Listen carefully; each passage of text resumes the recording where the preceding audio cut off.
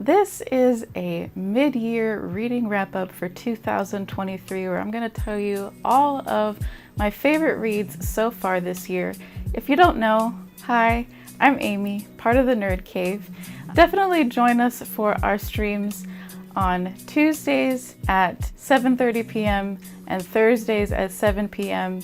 on YouTube. I am here to kind of start our journey with talking about books. I wanted to share as this midpoint of the year what I've enjoyed so far. First, I want to talk to you about the Davod series by S.A. Chakraborty. I have thoroughly enjoyed this series, an adult fantasy about a young woman named Nari, a talented trickster in 18th century Cairo, who discovers that magic is real. By accident, she summons a mysterious Jinn warrior who tells her about Davod, an incredible city of enchantment and hidden conflicts.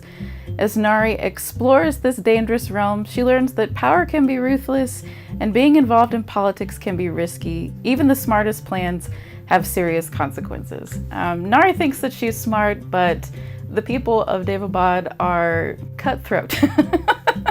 That's probably the best word I can think to describe it, but it is just an amazing series. There are 3 books with a novella, like an additional novella. There's The City of Brass, The Kingdom of Copper, and Empire of Gold.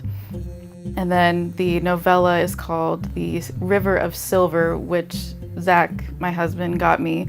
I'm really looking forward to reading it. I haven't read it yet. What I really love about the series is like the overall influence of Middle Eastern culture and lore. And there are influences of Islam in the story. The religious aspect isn't like forced on you or anything, but it just makes the characters in the world very rich. And just the descriptions of the settings and the writing overall is just amazing. The way that each character is very unique and also very flawed. It's like, it just makes them so much more real. And I really enjoyed that about the book. And the political intrigue in this book is top tier. It is so top tier. I haven't read a ton of high fantasy books, but I know I've seen other people talk about this series and they're like, this is probably one of the best like political intrigue high fantasies that they've read. And it can be complicated at times due to all the different like magical races and ethnicities, but it is really well done. There is LGBTQ plus representation in this book. Overall, I really enjoyed this series. I definitely think it's probably my top fantasy series that I have read. The next series we're going to talk about is Percy Jackson and the Olympians by Rick Riordan. It's a YA fantasy. It's super popular, but if you don't know anything about it, it's like a coming of age adventure, very much surrounding Greek mythology with demigods. And I really enjoyed this series. It was recommended for me to read by Zach, my husband, and he read it when he was a kid. I never read it. I watched the movie that they made, and I know everyone that read the book was like, the movie was terrible, it did not represent the books well. And after reading the series, I can agree with that. It was a really just kind of immersive adventure sort of story.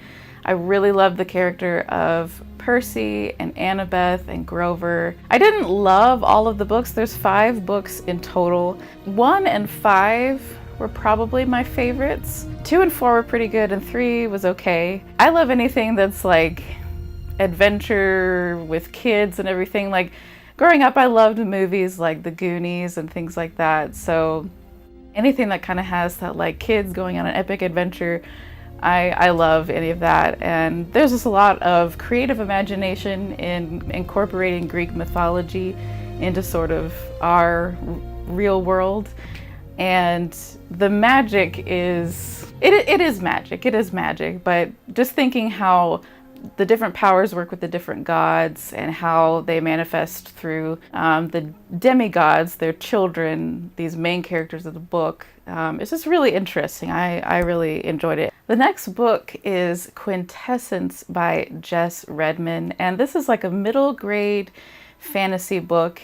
And I really am surprised how much I was into the book. I know I said with Percy Jackson, I really love like kids, epic adventure kind of stories.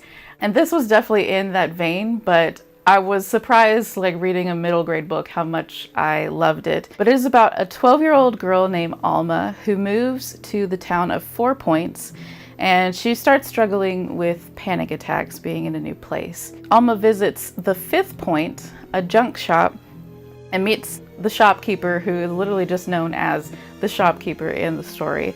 And the shopkeeper gives her a telescope, a magical telescope, and a message: find the elements, grow the light, and save the starling. Alma sees this falling star resembling a child land in her backyard. With the help of her friends from her astronomy club at school, Alma embarks on a quest combining astronomy, alchemy, and her inner strength. It's a tale of friendship, self-discovery, and embracing one's unique qualities. Like I said, I was really surprised by this book, but it just had a really wholesome vibe to it. The adventure, like I said, anything that reminds me of the Goonies, I think I'm just gonna be there for. It just had that classic kid adventure feel to it. I would definitely recommend this to any age. As a 32-year-old woman, I still really enjoyed it. So I think any like middle grade to adult could definitely enjoy this book. I know cozy fantasy is kind of a newer genre that's been becoming popular and trending in the last year or so, and I would almost want to fit this into that category. I feel like there are other middle grade fantasy books that have been put into the cozy fantasy genre, and I definitely feel like this could fit in there. So if you like cozy fantasies, you're probably gonna like this one. The next books I want to talk about is another series, Shadow and Bone, which I know is really popular. There's a TV show. I started watching the TV show, but it actually combines Shadow and Bone and then the Six of Crows duology. I think it's just a duology right now, but so if you've only read Shadow and Bone, I wouldn't recommend watching the series. So Shadow and Bone by Leo Bardugo. I haven't actually finished the trilogy, but I have really enjoyed it so far. It's a YA fantasy. It takes place in this magical world where there's a nation called Ravka. It's divided due to something called the Shadow Fold, which is this dangerous darkness inhabited by these monsters. Our main character, Elena Starkov, who is a refugee soldier, she discovers a hidden power when her regiment is attacked. Her newfound power could be the key to saving her war-torn country. Elena is sent to the royal court to train with the Grisha, a magical group of elites led by the enigmatic Darkling. Elena must unravel the secrets of the Grisha and confront her own feelings to safeguard her kingdom. I really found this series fascinating. The magic is really unique, as well as the politics with the court and the Grisha, and the love story and the tensions between the characters was really well written. And of course, the Darkling, I don't want to give anything away, but he is definitely an intense character. Elena at first isn't necessarily the strongest female main character, but she grows into her own, and I feel like it definitely, you feel that natural progression as you're reading the series. But I can't wait to finish the series. I just need to read the last book, but I definitely would recommend it. The next book I want to talk about is Set My Heart to 5 by Simon Stevenson. It is a sci-fi kind of fantasy book about a bot named Jared who's designed to look like a human, and he discovers that he can experience human emotions. He's determined to form real connections, and Jared goes on a journey to California. He hopes to meet his creator and write a screenplay to advocate for robots. Jared goes on an amazing journey, but being a bot with emotions poses risks, and his newfound life could be in jeopardy. I really enjoyed this book. It was a bit out of my comfort zone. I'm not a huge sci-fi person, but I was really pleasantly surprised by this book. It's quirky, it's humorous, it's touching, it's heartbreaking. There are just some crazy situations that Jared gets into, and I just really loved it. It really celebrates being a human and being different.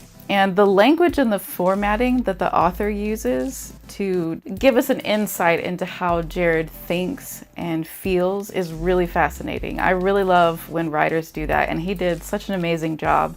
It's like programming language, and just it's very quirky and very original, and I really enjoyed it. You really get to see and feel how Jared thinks and feels. And like I said, it is a heartbreaking story, but it is such a good story. Such a good story. The next book I want to talk about is The Adventures of Amina al-Serafi by S.A. Chakraborty. And I've already talked about a Chakraborty book, so you know that I love her writing. In my eyes, she can do no wrong. This book is about a middle-aged woman drawn back into her life as a pirate and has to go on this crazy adventure. I don't want to say much more than that. I don't want to give too much away. But of course, there's pirates, there's shenanigans, there's magic, there's a crazy, lazy demon, and I just loved it so much. I definitely would classify myself as a mood reader, and this was a great way to kind of start the summer of this pirate adventure on the high seas. And it has so many funny moments, and it was just a really great way to start the summer. There is LGBTQ plus representation in this book, and like I said, I don't want to give any spoilers away, but there are nods to her Davod series, but it's not necessary to read them to enjoy this book, not necessary at all. I did have to Google some things to better understand some of the lore that she incorporates into the book, but I found it so interesting.